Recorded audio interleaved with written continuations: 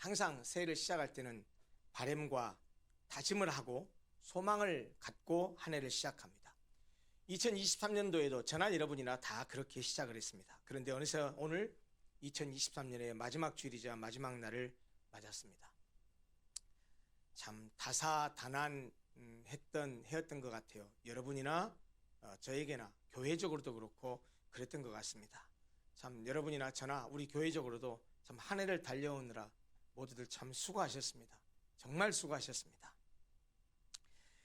구약성경 전도서 3장을 보면 이런 말씀이 있어요. 제가 그대로 한번 읽어드릴게요. 들어보세요. 범사의 기한이 있고 천하만사가 다 때가 있나니 날 때가 있고 죽을 때가 있으며 심을 때가 있고 심은 것을 뽑을 때가 있으며 죽일 때가 있고 치료할 때가 있으며 헐 때가 있고 세울 때가 있으며 울 때가 있고 웃을 때가 있으며 슬퍼할 때가 있고 춤출 때가 있으며 돌을 던져버릴 때가 있고 돌을 거둘 때가 있으며 안을 때가 있고 앉는 일을 멀리할 때가 있으며 찾을 때가 있고 잃을 때가 있으며 지킬 때가 있고 버릴 때가 있으며 찢을 때가 있고 꿰맬 때가 있으며 잠잠할 때가 있고 말할 때가 있으며 사랑할 때가 있고 미워할 때가 있으며 전쟁할 때가 있고 평화할 때가 있느니라. 그렇습니다. 마찬가지죠. 범사의 모든 일정한 기한이 있듯이 천하만사가 때가 있거든요. 잘 될 때가 있고 안 될 때가 있다는 말이에요. 행복할 때도 있고 불행할 때도 있습니다. 인생은 이렇게 부침, 뜨고 가라앉음이 계속 반복됩니다. 그러므로 여러분, 혹시 올해를 겪으면서 어려움과 고통을 겪으신 분이 있었다고 한다면 언젠가 분명히 웃으며 기뻐할 때가 있을 테니까 너무 상심하지 마십시오. 올해 그런 일이 있었으면 잊어버리시고 새로 맞이할 2024년을 희망적으로 그렇게 맞이했으면 좋겠습니다. 죽을 만큼 힘드시더라도 반드시 일었을 때가 있으니까 힘을 내시기 바랍니다. 또 반대로 올해 승승장구하셔서 잘 나가셨던 분이 계시다면 실패하고 쓰러지지 않도록 교만하지 마시고 계속해서 겸손히 주님을 붙드시기를 간절히 바랍니다. 이 전도자가 우리에게 교훈하듯이 세상 만사는 모두 시작이 있고 끝이 있기 마련입니다. 만물에는 종말이 있다는 말이에요. 한 해도 1년도 마찬가지죠.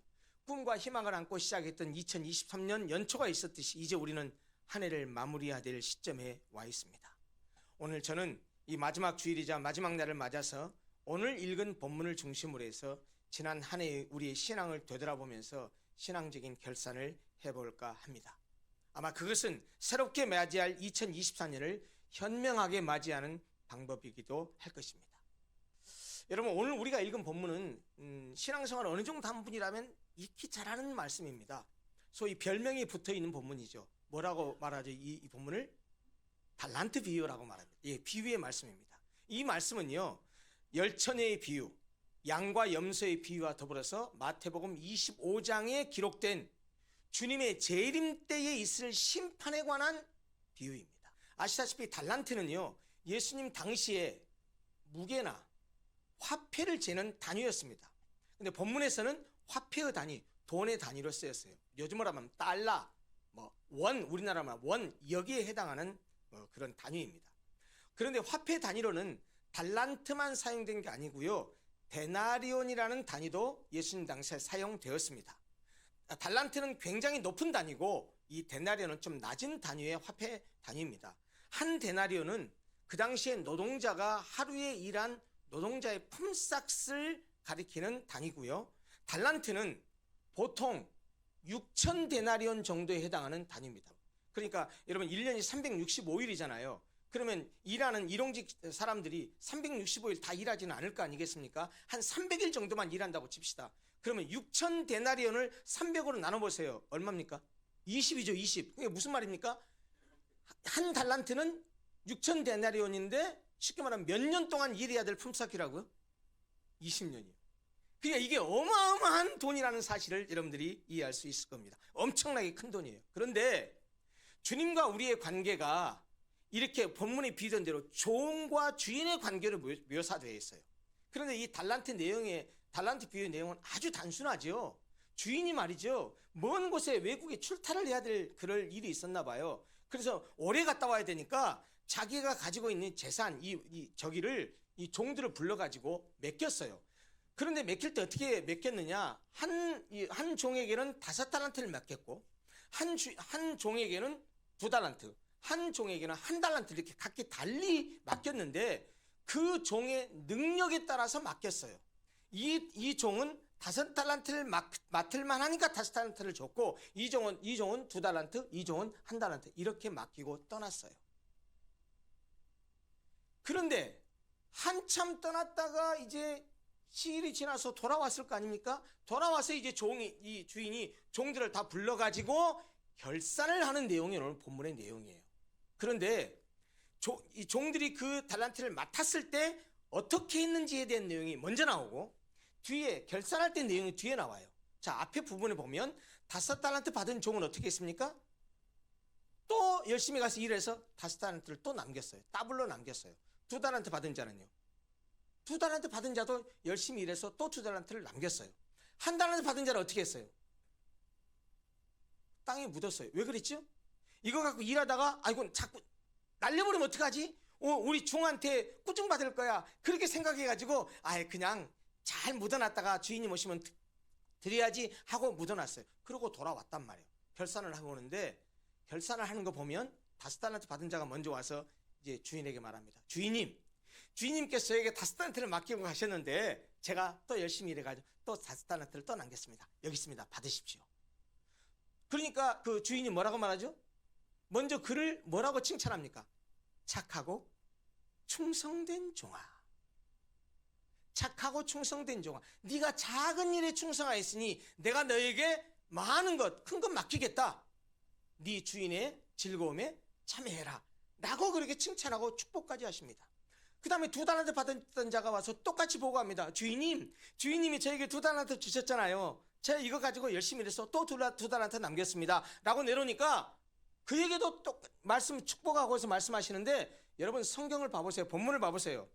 5달란트 받아가지고 5달란트 받은 사람이나 2달란트 받아서 2달란트 받은 사람이나 칭찬하고 축복하시는 말씀이 우리나라 번역된 성경에 토시 하나 안 틀립니다. 한번 보시겠습니까? 21절 그리고 23절이에요. 21절은 5달란트 받아가지고 5달란트 받은 자에게 하신 칭찬의 말씀, 23절은 2달란트 받아가지고 2달란트를 더 남긴 자에게 하신 말씀인데, 한번 비교해 보세요. 토시 하나 틀리잖아요. 잘하였다 착하고 충성된 종아, 네가 적은 일에 충성하였음에 내가 많은 것을 내게 맡기리니 내 주인의 즐거움에 참여할지어다. 이 말이 21절과 23절이 단어 하나 토시 하나 틀리지 않다는 말이에요. 그리고 세 번째, 이제 1달란트 받았던 자가 왔습니다. 1달란트 받았던 자가 와서 예수님께, 그 주인에게 뭐라고 얘기합니까? 이렇게 말합니다. 주인님, 저에게 1달란트를 맡겨주셨는데요, 주인님은 인색하고 냉정한 사람 아닙니까? 심지 않은 데서 거두고 키질을 해서 곡식을 흩뿌리지도 않으면서 알곡을 모으는 사람 아닙니까? 그래서 혹시나 잘못해서 원금을 날릴까봐 내가 두려워서 주님이 주신 달란트를 땅에 감추어 뒀다가 이제 고스란히 그대로 가져왔습니다. 받으십시오 라고 내놨습니다. 그랬더니 주인이 그 1달란트 받았던 종에게 이렇게 말합니다. 악하고 게으른 종아. 착하고 충성된 종아의 대조적인 말이에요. 악하고 게으른 종아, 네가 나를 잘못 알았구나. 나를 심지 않은 데서 거두고 키질을 해서 곡식을 흩뿌리지도 않으면서 알곡을 모아들이는 그런 사람으로 알았느냐? 그렇다고 하더라도 네가 한 짓은 내가 이해할 수 없구나. 나를 그런 사람으로 생각했다고 한다면 네가 마땅히 내 돈을 이자를 주는 사람들에게 맡겼다가 내가 돌아왔을 때 내 원금과 이자라도 받게 해야 되지 않았겠느냐? 그런데 그걸 땅에 묻었다가 이렇게 가져온다고?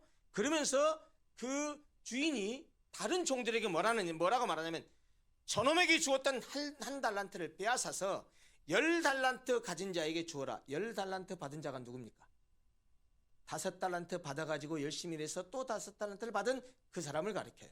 그 사람에게 주어라 라고 말한 다음에 이 비유의 결론과 같은 말씀을 하십니다. 모든 자들에게 교훈합니다. 그 말씀이 무슨 말씀이죠?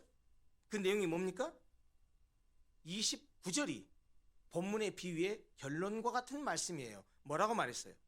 무릇 있는 자는 받아 풍족하게 되고 없는 자는 그 있는 것까지 빼앗기리라. 이 무익한 종을 바깥 어두운 데로 내쫓아라. 거기서 슬피 울며 이를 갈 것이다 라고 말하고 있습니다. 이것이 달란트 비유의 내용이 어려운 내용이 아니에요. 자, 이제 이 비유가 무엇을 말하는지, 그리고 오늘 설교 제목이 뭐죠? 네, 주님의 결산 원칙이에요. 주님은 어떤 원칙으로 결산하는지를 우리가 본문을 통해서 깨닫고 우리가 1년 동안 어떻게 살았는지를 돌아보면서 새로운 2024년을 맞이했으면 좋겠습니다. 여러분, 한 해의 끝이 오듯이 우리 인생도 반드시 끝이 옵니다. 우리에게 얼마만큼 인생이 주어지고 어떤 삶이 주어질지는 우리 아무도 몰라요. 내일 일은 몰라요. 한치 앞을도 알아볼 수도 없어요. 그러나 누구나 주인이 와서 다시 결산할 때 주인이 인정할 수 있는 결과를 만들어내야 되는 책임이 있다는 사실을 우리 본문은 우리에게 분명히 가르쳐 줍니다. 하나님 우리 각자에게 합당한 달란트를 주셨는데 그것으로 일해서 더 남길 생각을 하지 않고 땅에 파묻어 놓고 하나님 나라의 일에 대해서 소극적이고 무관심해서는 안 된다라는 것을 본문이 우리에게 비유로 가르쳐 주고 있는 거예요.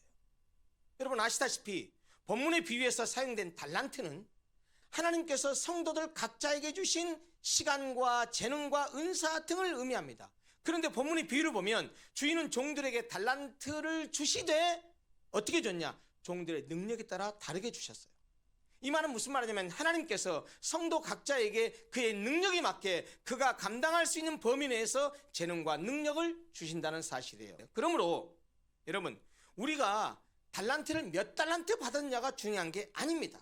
하나님은 능력에 맞게 감당할 수 있는 범위 내에서 주셨기 때문에 하나님께서는 그 재능과 은사를 주신 하나님은 우리들에게 여러 가지 달란트를 맡기신 후에 그것으로 주님의 나라와 그의 몸된 교회를 위해서 지혜롭고 충성되게 사용할 것을 주인은 바라신다라는 말입니다.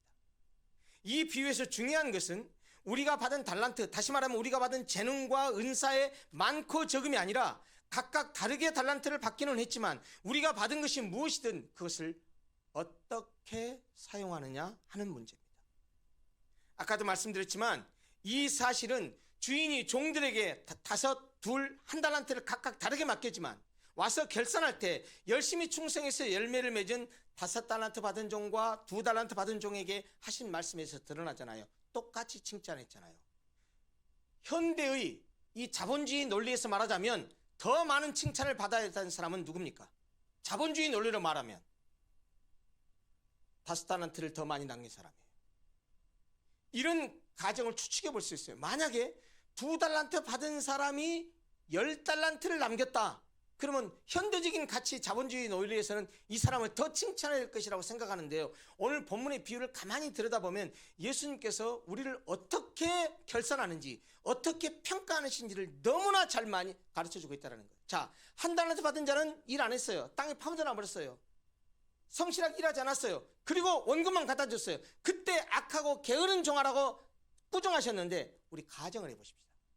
만약 1달란트 받은 자가 5달란트, 2달란트 받은 자처럼 비록 1달란트 받았지만 그거 가지고 열심히 일해서 5달란트, 2달란트 받았던 자가 똑같이 5달란트, 2달란트 남긴 것처럼 그 사람도 1달란트를 더 남겼다고 했을 때 예수님이 이 주인이 뭐라고 이 1달란트 받은 자에게 말씀하셨을까요? 야 이놈아 너는 1달란트밖에 못 남겠냐? 이렇게 말씀하실까요? 아니요. 아마도 5달란트 받아서 5달란트 남기고 2달란트 받아서 2달란트 남긴 자에게 칭찬했던 말씀과 똑같은 토시 하나 다르지 않고 그에게도 똑같이 칭찬하셨을 것입니다. 저는 그렇게 믿습니다. 한 걸음 더 나아가서 만약 1달란트 받은 자가 열심히 일했는데 진짜 원금을 날려버렸어요. 그리고 와가지고 주인님 어떻게 해요? 제가 주인님 맡겨주시니까 제가 어떻게 해보려고 열심히 일했는데 원금도 다 날려버리고 빈터 털지러 왔습니다. 그러면 야 이놈의 자식아 넌 누가 내 원금 날리라 그랬어? 주인이 그랬을까요? 제가 믿기로는 그랬니? 괜찮아. 네가 열심히 하려다 그런 거 아니야? 괜찮아. 낙심하지 마. 고생했다. 애썼다. 그렇게 주인이 위로하지 않았을까요? 제가 말씀드린 대로 우리의 주인님은 그렇게 냉혹한 분이 아니에요. 여러분 1달란트 받은 자가 잘못한 게 뭔지 아세요? 2가지예요. 첫째는 주인을 잘 몰랐던 거예요. 주인을 몰랐던 거예요. 주인이 어떤 분인지 몰랐던 거예요. 2번째 실수가 뭐예요? 게으른 거예요. 그래서 주인이 악하고 게으른 종아라고 말하지 않았죠. 네가 나를 이런 사람으로 알았느냐? 네가 나를 잘못 오해했다라는 말이에요. 여러분, 그런 의미에서 우리가 어떤 은사를 받았든 어떤 달란트를 받았든 잊지 말아야 될 사실은 우리에게 달란트를 주신 하나님이 어떤 분이신지 분명히 알아야 됩니다. 우리에게 달란트를 주시고 결산하신 주인님이 어떻게 결산하는지를 분명히 알아야 합니다. 여러분, 결론부터 말씀드리죠. 이제 설교를 마무리할게요. 주님의 결산 원칙은 많이 남기는 것입니까? 많이 남기는 사람을 칭찬합니까? 그러면요, 주님은 어떤 종을 원하십니까? 충성된 종을 원하십니다. 비록 열심히 일했지만 설사 남기지 못했다 할지라도 열심히 충성했다고 한다면 주님은 그를 칭찬하실 것입니다. 여러분, 이 세상은요, 최고 1등만을 인정합니다. 오죽하면 이런 말이 있잖아요. 1등만을 기억하는 더러운 세상. 여러분, 이게요, 결과지상주의가 가져다주는 잘못된 가치관입니다. 하나님은 결과보다 더 중요하게 생각하는 게 뭔지 아세요? 과정이에요. 현대인들은 결과지상주의로 그냥 뭔가 손에 쥐면 장땡이라고 생각해요. 그러나 여러분, 적어도 우리 그리스도인들은 결과만을 바라서는 안 됩니다. 과정도 결과만큼 중요합니다. 아니, 그보다 더 중요합니다. 무슨 말이냐? 주님의 결산 원칙은 많이 남겼느냐, 최고가 됐느냐, 1등이냐가 아니에요. 여러분, 우리는 참 행복한 사람들이에요. 왜요? 주님의 결산 원칙은 1등, 최고만을 인정하는 것이 아니고 최선을 다한 사람이라고 한다면 결과와 상관없이 박수 쳐주는 분이 우리 하나님이시기 때문입니다. 우리가 최선을 다해서 우리에게 주어진 몫을 최선을 다해서 감당했다고 한다면 비록 열매가 조부라울지라도, 아니 열매가 없다 손 치더라도 하나님 우리의 충성을 인정해 주신다는 거예요. 여러분, 생각해 보세요. 이 땅에 복음이 들어온 지 120여 년 전이 됐습니다. 그 전에 들어와서 이 땅에서 성경책 한 권 내던지고 피를 뿌린 토마스 선교사였습니다. 와서 아무리 복음을 전하지만 우리나라뿐만 아니라 다른 선교지에 가서 10년, 20년, 30년 평생을 보냈어도 단 한 명의 결신자도 없는 그런 선교지를 마무리를 하고 사역을 그만둔 선교사님도 계십니다. 그러면 그 선교사님들의 수고가 헛된 것입니까? 왜 우리는 결과만을 그렇게 봅니까? 그래서 교회도 어떤 사람들은 열심히 일해서 누가 인정해 주지 않으면 삐지는 사람도 있어요. 여러분, 그럴 필요가 없어요. 우리에게 필요한 것은 충성스럽게 그 일을 감당하는 것뿐입니다. 이 세상은 1등만 기억하고 최고만 기억할지 모르지만 우리 주님은 최고가 아니로 최선을 다한 자를 인정하십니다. 주님의 결산 원칙은 잊지 마십시오. 최고가 아니라 최선입니다. 최고는 한 사람만이 차지할 수 있지만 최선은 누구나 할 수 있기 때문입니다. 자비로우신 하나님은 한 사람만 인정하는 최고를 요구하지 않으시기 때문에 누구나 최선을 다함으로써 하나님께 인정받을 수 있습니다. 여러분, 오늘 본문의 마지막 결론과 같은 29절 말씀, 무릇 있는 자는 받아 풍족하게 되고 없는 자는 그 있는 것까지 빼앗기리라. 이 말을요, 자본주의의 부조리 현상 가운데 하나인 부익부 빈익빈 현상을 옹호하시는 말씀이 아니라는 사실을 꼭 기억하십시오. 이 말씀은 영적인 원리에 대한 선포입니다. 무슨 말이냐? 이 말씀만 하고 내가 마무리합니다. 잘 들으세요. 하나님께서 주신 은사와 재능을 가지고 그에게 부여된 섬김과 봉사의 기회를 놓치지 않고 열심히 충성하는 사람은 그렇게 함으로써 지속적으로 그의 은혜가 넘쳐나고 그의 심령이 부여해질 것이지만, 반대로 하나님이 주신 은사와 재능을 가지고 그에게 주어진 섬김과 봉사의 기회를 하찮은 것이라고 무시하거나 자신의 상황을 핑계하면서 충성하지 않는 사람은 날이 갈수록 그 은사를 상실해가고 더 이상 영적인 일을 할 수 없는 사람으로 전락하게 될 것이라는 사실을 가르쳐주는 영적 원리에 대한 말씀입니다. 2023년 동안에 주님에 대한 무지와 게으름으로 주어진 달란트로 열매 맺지 못했다 할지라도 낙심하지 마십시오. 나도 한 달란트 받았던 종에게 하신 꾸중과 저주를 받게 되면 어떡하지? 라고 염려하지 마십시오. 자비로우신 하나님께서는 하나님, 다시 한번 기회를 주십시오 라고 요청하면 우리의 기도를 외면하지 않고 또 한번 기회를 주실 것입니다. 하나님은 우리에게 제각기 합당한 은사와 사명을 주셔서 하나님 나라를 섬기게 하셨습니다. 나는 교회에서 할 일이 없다 라고 말씀하지 마시고 적극적으로 자신의 은사를 발견하고 할 수 있는 일을 찾아보십시오. 아무리 작고 사소한 일일지 모르지만 분명히 내가 섬기고 봉사할 수 있는 일이 있습니다. 주님의 결산 원칙은 최고가 아니라 최선입니다. 몇 달란트를 받았느냐, 얼마를 남겼느냐는 전혀 중요하지 않습니다. 받은 달란트, 즉 받은 은사와 사명대로 최선을 다해서 충성하기만 하면 됩니다. 그러면 누구에게나 이렇게 말씀하실 것입니다. 잘하였도다 착하고 충성된 종아, 네가 작은 일에 충성하였음에 내가 많은 것을 내게 맡기리니 내 주인의 즐거움에 참여할지어다. 이렇게 우리를 축복하시고 칭찬하실 것입니다. 사랑하는 성도 여러분, 내년에는 우리 모두 이런 칭찬을 받도록 하십시다. 2024년에는 우리 모두 함께 열심을 내보십시다. 함께 힘을 합쳐보십시다. 그래서 우리 로고스 교회를 함께 세워가는 복된 한 해가 되었으면 좋겠습니다. 기도하겠습니다.